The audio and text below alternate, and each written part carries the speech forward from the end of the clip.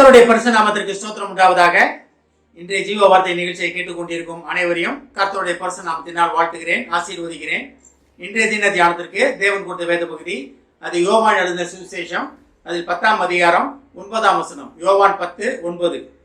நானே வாசல், என் வழியாய் ஒருவன் உட்பிரவேசித்தால் அவன் ரட்சிக்கப்படுவான், அவன் உள்ளும் புறமும் சென்று மேய்ச்சலை கண்டடைவான். இன்றைய தினம் இயேசு கிறிஸ்துவின் வாயிலிருந்து வந்த வார்த்தை இது. அவரே வழியும் வாசலும் சத்தியமாய் ஜீவனுமாய் இருக்கிறேன்னு சொன்ன தேவன் இன்றைய தினம் நம்மகிட்ட சொல்ல ஆசைப்படுகிற ஒரு காரியம் என்னவென்றால், நானே வாசல், என் வழியாக உட்பிரவேசியுங்கள் என்று உங்களை அழைக்கிறார். இயேசுவின் வழியாக, வாசலாகிய இயேசுவின் வழியாக நம்ம உட்பிரவேசித்து நம்ம பரலோகத்தை, நித்திய ஜீவனை பெற்றுக்கொள்வதற்காக இயேசு கிறிஸ்து நம்மளை அழைக்கிறார்.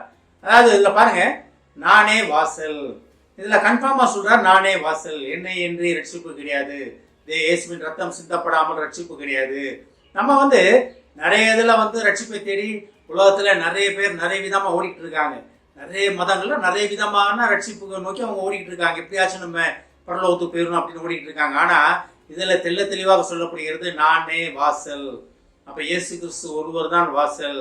அவர் வழியா தான் நம்ம உள்ள போக முடியும்.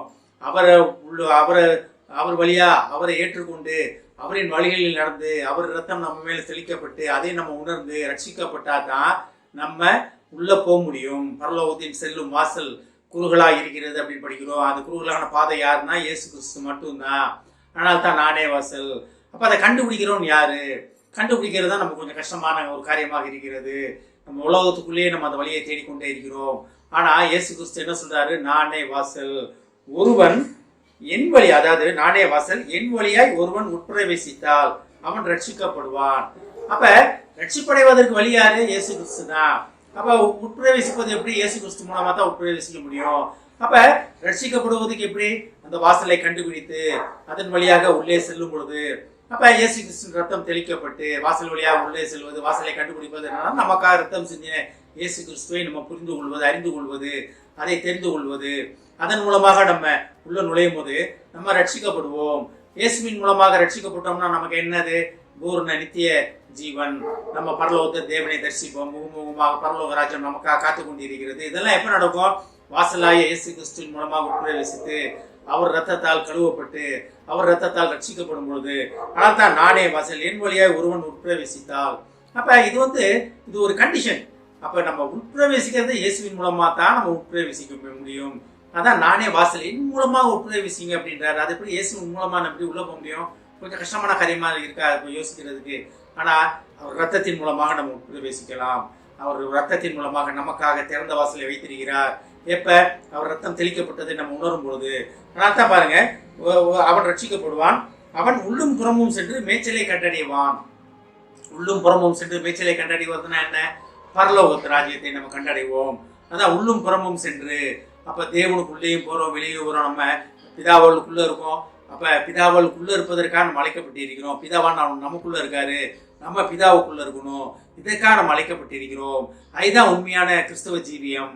ஒருவன் அதாவது என்னை பார்க்கிறவன் பிதாவை கண்டான் அப்படின்னு பிலிப்பிட்ட சொல்றாரு. அப்ப நம்ம பிதாவை பார்க்கணும்னா முதல் இயேசு கிறிஸ்துவை விசுவாசிக்க வேண்டும். அவரே வாசலாகி இயேசு கிறிஸ்துவை விசுவாசிக்க வேண்டும். எனக்காக ரத்தம் சிந்தி மரித்த ஒருவர் உண்டு, அவர் பிதாவா இயேசு கிறிஸ்து அப்படின்னு விசுவாசிக்கணும். அப்ப உட்பிரவேசிப்பதுன்னா என்னன்னா இதுதான். இதெல்லாம் விசுவாசிப்பது தான் உட்பிரவேசிப்பது. அப்ப உட்பிரவேசித்தோம்னா தேவன் விரும்பும் ரட்சிப்பு, தேவன் இயேசு விரும்பும் ரட்சிப்பு நமக்கு உண்டாகும். அந்த ரட்சிப்பின் பாதையில் நம்ம உள்ள போகும்போது உள்ளும் புறமும் சென்று மேய்ச்சலை கண்டடைவோம். மேய்ச்சல்னா என்னது? நம்ம பரலோக ராஜ்யத்துல சந்தோஷம் சமாதானமாக இருப்போம். அதுதான் உண்மையான மேய்ச்சல். உலகத்தில் இருக்கிறதெல்லாம் தற்காலிகமானது. ஆனா நிரந்தரமான காரியம் என்னவென்றால் நம்ம பரலோகத்தில் தேவனை தரிசிப்பது தான். அதற்காகத்தான் தேவன் என்ன சொல்றாரு? இயேசு என்ன சொல்றாரு? நானே வாசல், என் வழியாக உட்பிரவேசியுங்கள், என் வழியாக உட்பிரவேசி ரட்சிக்கப்படுங்கள், என் வழியாக உள்ளே வாங்க, உள்ள மேய்ச்சலை கண்டடையுங்கன்னு இன்றைய தினம் இதை கேட்டுக்கொண்டிருக்கும் அனைவரையும் தேவன் அழைக்கிறார். அழைத்தவர் உண்மை உள்ளவர். ஜெபிப்போம். எங்களை அறிமானை அன்பின் பரலோக பிதாவே, நீரே வாசல், நீரே வழியும் சத்தியம் ஜீவனுமாய் இருக்கிறேன் என்று சொல்வதற்காக நன்றி ஆண்டவரே. வாசலாக வழியாக நாங்கள் உட்பிரவேசித்து ரட்சிப்பை கண்டடைந்து உள்ளும் புறமும் சென்று தகப்பனே மேய்ச்சலை கண்டடைய எங்களுக்கு அழைப்பதற்காக நன்றி ஆண்டவரே. பரலோகத்திலே நாங்கள் உம்மை தரிசிக்க நீர் எங்களை அழைப்பதற்காக நன்றி ஆண்டவர். அந்த அழைப்பை தட்டிவிடாதபடி, அழைப்பை இழந்து கொள்ளாதபடி எங்களை பாதுகாத்துக் கொள்ளும் ஆண்டவரே. இதை கேட்டுக்கொண்டிருக்கும் ஒவ்வொரு குடும்பத்தையும் ஆசீர்வதிக்கிறோம் அப்பா. குடும்பத்திலே படிக்கும் பிள்ளைகளே உமது கற்று தெரிகிறோம் அப்பா. கல்லூரியில் படிக்கும் பிள்ளைகளே உமது கற்று தெரிகிறோம் அப்பா. இந்த வாலிப பருவத்திலே தகப்பனே அவர்கள் உண்மையை உறுதியாக பற்றிக் கொள்ளட்டும் ஆண்டவரே. இந்த வாலிப பருவம் உமக்கு சொந்தமாட்டும் ஆண்டவரே. ஏஸ்தாப்பனே அவர்கள் உண்மை தேடி உண்மை கண்டடையத்தக்க பாக்கியத்தை அவர்கள் தாரமாட்டவரே. ஆசீர்வதிக்கிறோம் அப்பா. இயேசுவின் மூலமாக கேட்கிறேன் நல்ல பிதாவே, ஆமென். கர்த்தர் உங்களை ஆசீர்வதிப்பாராக.